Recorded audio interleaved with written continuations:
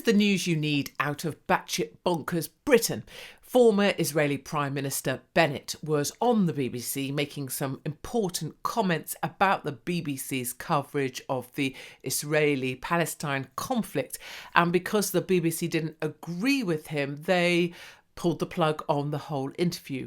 You will appreciate that the assertion here is that you, the little people, are too stupid to be allowed to make your own mind up, and what you need is some sort of leftist Big Brother BBC person policing what you're allowed to hear so that you don't have any opinions that you might actually form yourself. They're asking me about them. Mr. Bennett, it seems that you is care not true. Little about our side. Oh, it is. Mr. What Bennett, question did you ask me about our side? You keep on caring only about one side, but that is the BBC way.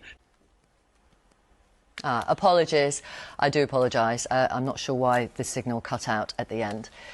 Second up, on the streets of London, Islamists are out calling for jihad and a death to Jews.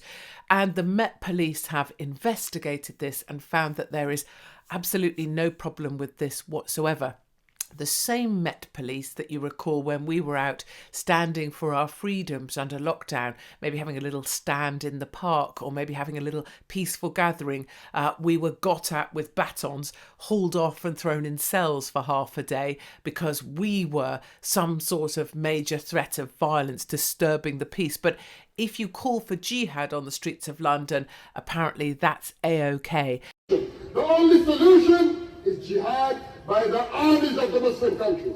And then finally, Simon Case, the absolute cockwomble civil servant who was pictured at Partygate, who turned a blind eye to Nadeem Suhawi and whatever he got up to with his tax affairs, and who was also part of getting Boris Johnson his £800,000 loan in exchange for making Sharp the chairman of the BBC. He's supposed to be in front of the COVID inquiry, and what do you think has happened?